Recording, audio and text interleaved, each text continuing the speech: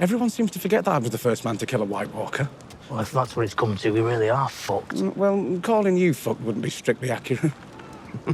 Welcome back, everybody. Today we're talking about Game of Thrones Season 8, Episode 2. What a well-written triumph of an episode.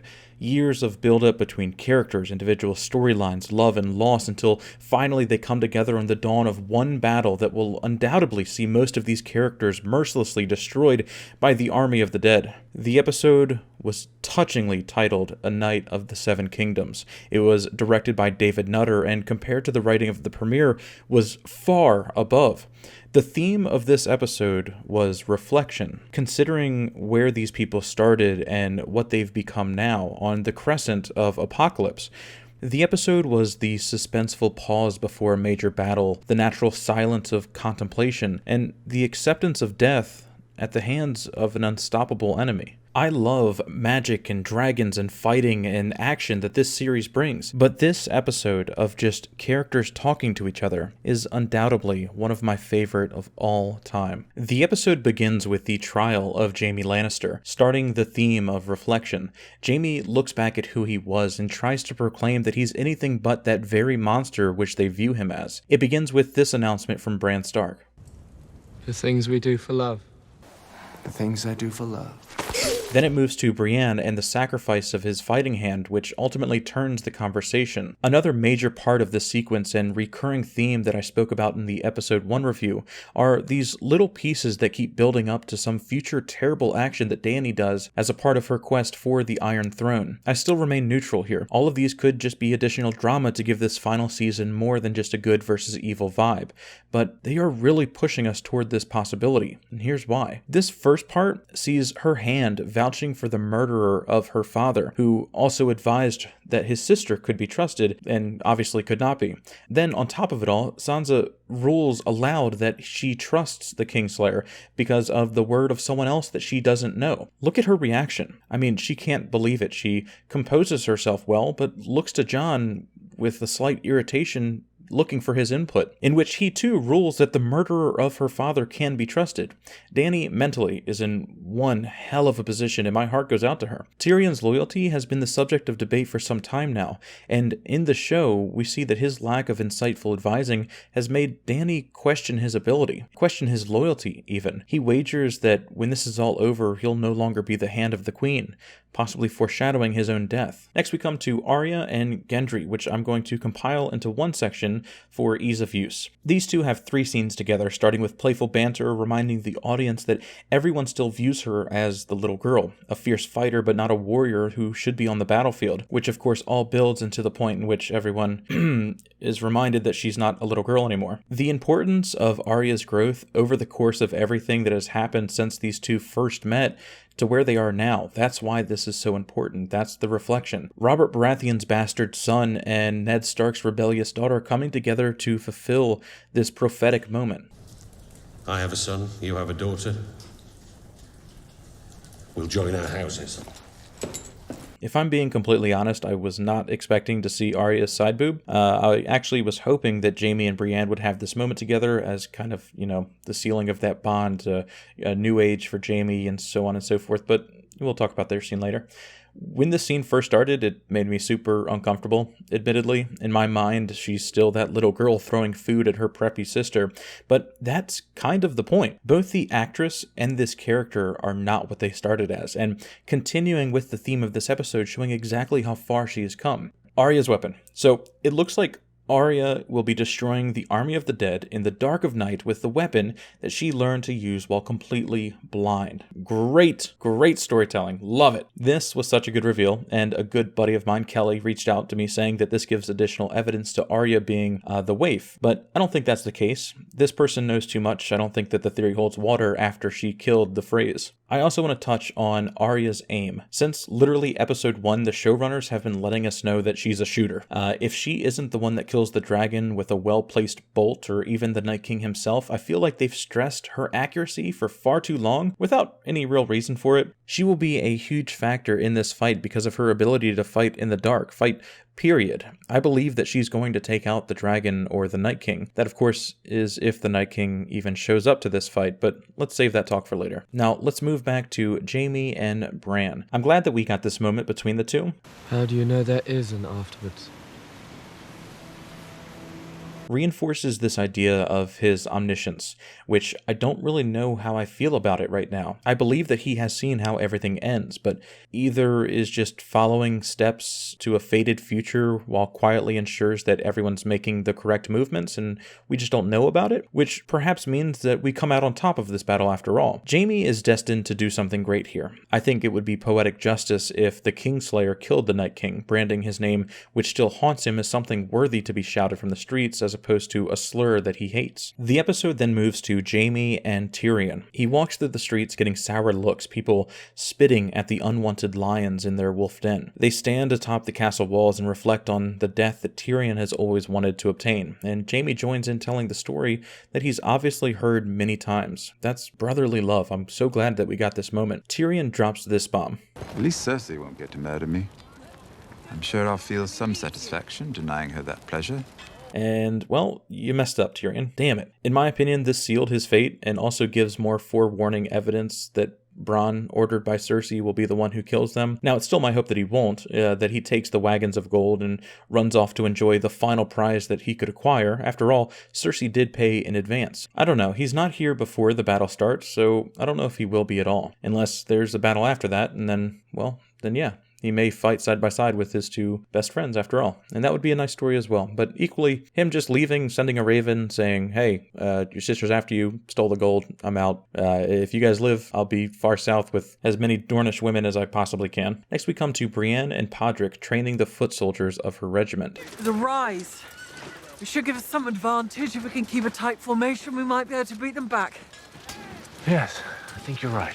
It gives that sliver of hope that Jaime, who is serving alongside Brienne, who quite literally is on the front line, will be able to survive this encounter. Keeping with the theme, Brienne tells him that no conversation has occurred between them, that she hasn't been insulted, and he ensures that he's no longer that person. Moving right along, we see a private conversation between Jorah and Dany, probably the most trusted friend that she has at this point. But look at the expression on Dany's face when she realizes that someone enters. She's disappointed.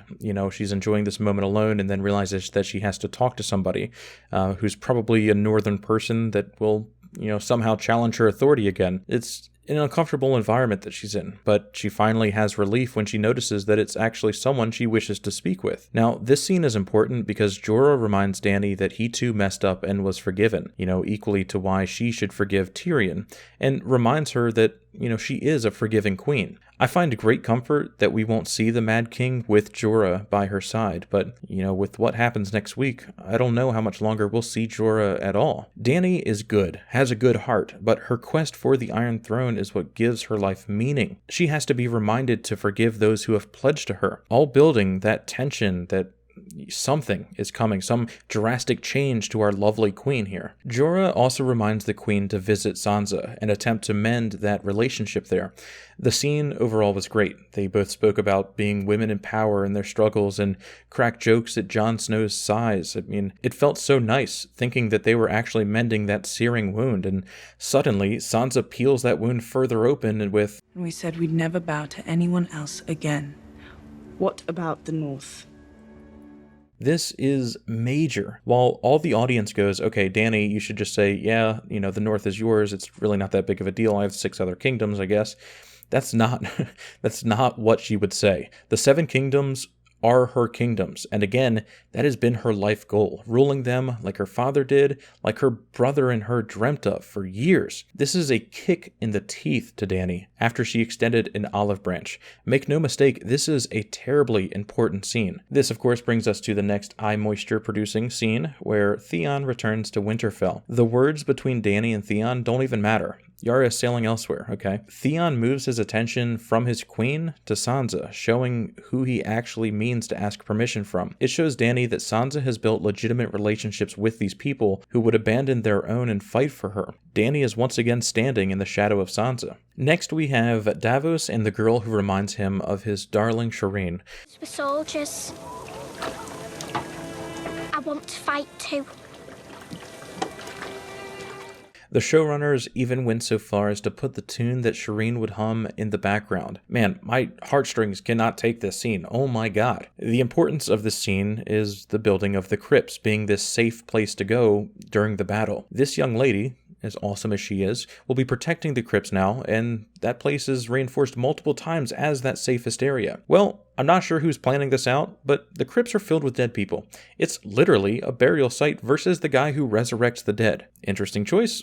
Hopefully they have planned for that. I imagine a scene where tombs start rattling from the inside and horrific screams of children as dust shoots into the air and skeleton hands burst through the ground. I think that would be a beautiful scene, and I mean almost guaranteed with how many times that they assured that the crypts were such a safe place to go. The next important point takes place during the War Room meeting. They discuss their plan for victory, noting that they believe if they kill the Night King, the rest will die as well, which is sound logic. They wish to place Bran in the center of the Godswood and lure the Night King out. I'm inclined to believe that this will happen, that we'll see the Night King try for Bran, or maybe just, his White Walkers, but surely Bran has seen this and knows that he'll be safe here. I do want to propose that we may have some inconsistencies with Bran's powers and, him just figuring out how everything ends, because he may be afraid to use his abilities around the Night King.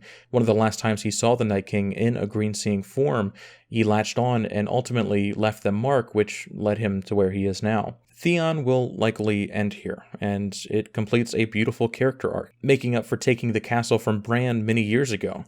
I think, like many characters, this will be his end, and I'm glad. No better way for him to go out. No doubt that the death of Theon will probably be a pretty sad moment. Tyrion does one of the smartest things that anyone has ever done in this series. Just simply sit down and talk with Bran. It comes full circle on another prophetic moment from Season 1. I hope the boy does wake. I'd be very interested to hear what he has to say. It's a long story.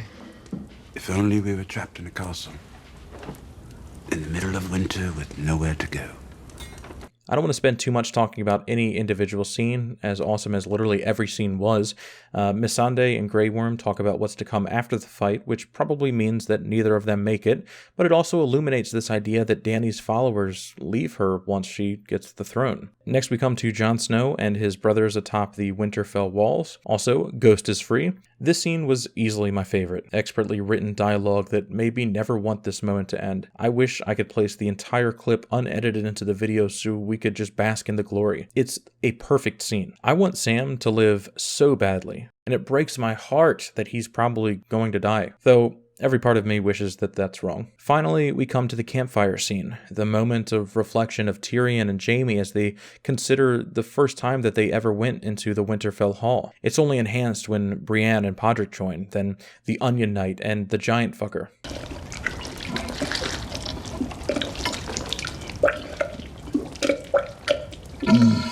The insanely funny moment watching Tormund describe how he got his last name was, well, insanely funny. But it was also one of the more important things here. Right before the battle featuring undead giants, he describes how he was killing giants since he was 10. Pretty important skill to have, if you ask me. But like all stories north of the Wall, this is probably bollocks. Hopefully we'll see that these claims are validated soon enough. Finally, the scene where Brienne is knighted. So good. And tragic at the same time. With this scene, it all but seals her fate. Plot armor has been destroyed and character arc so beautifully completed. I don't believe this fabled character is long for this world, and it will break my heart to see her go. In Game of Thrones, she is the story of faith and honor, pursuing what you believe to be good and honoring your vows till the end. To round out this episode, Sam gives Jorah Heartsbane, the Valyrian steel sword in honor of Jorah's father, who taught Sam during his time on the Wall. The episode ends with Podrick revealing his secret that makes him so good with the ladies, and Jon revealing his true name in the most Ned Stark way possible. Right at the worst possible time, he sticks to being honorable and reveals what he found out, that he's the rightful king. The reason we don't see how Dany fully reacts to hearing this news is critically important. This episode starts with Sansa speaking for the very person who murdered her father, then moves to Sansa outright stating that the North should not be ruled by her, then ending with Jon making the claim that he would be the one ruling the entire kingdom just because of who he was when he was born. Now, we know that Jon doesn't want that. This could all just be drama that I spoke about, giving additional depth of, to the good and versus evil story, but I think the reason that we don't see her full reaction here, the reason that we don't see her full reaction with Sansa is because things would have turned sour. She questions the sources like I stated in my previous video, and, realizes that Bran and Sam would benefit from Jon being the rightful king. And we learned from before that Jorah had to remind her to trust her own advisors. She is hurting in a strange land with wolves all around her. I believe Dany will do something horrid, not because she is the Mad Queen, but because she acts without thinking in a moment of panic, and potentially this starts that cascading effect where she loses those around her. Plenty of red flags exists. If she really becomes the villain of this story, it would be because of a single mistake that I think that we'll soon see that forces her hand. Her goal is sitting on that Iron Throne, ruler of all 7 kingdoms. It always has been, and I think that it always will be. As we round out this video, I want to throw out the idea that has been circulating the internet that the Night King may not be close to this battle at all. Like Jaime said when discussing there being a single point of failure, I mean, he doesn't say that, but, the Night King is that single point of failure. Getting to him may be our best chance. If that's true, he'll never expose himself. Well, what better place to be with a giant undead dragon is a place that they literally cannot stop your attack. King's Landing. The city has 1 million people crammed together, plus 20,000 golden army now. Their scorpions aren't dragon glass because, they haven't been preparing for that. If the Night King flies south, kills all of King's Landing, and marches back north to Winterfell for a second wave of this attack, that would be the ultimate unexpected twist of the season, and honestly, I hope that it happens. God, that would be so cool. But with that, guys, we come to the end of the video. Let me know what you think. Be sure to like, comment, subscribe if you liked this video. I really hope that we can break 30,000 subscribers by the end of the season, so let's do it. If you want to support more content like this, be sure to check out the Patreon in the link below. Big shout out to Chris Cole and Michael Link, the top donors of this month. You are amazing, beautiful people, only beaten by Podrick's golden pipes. Thank you for your incredible support, everybody. The channel growth recently has been inspiring. Much love, everybody.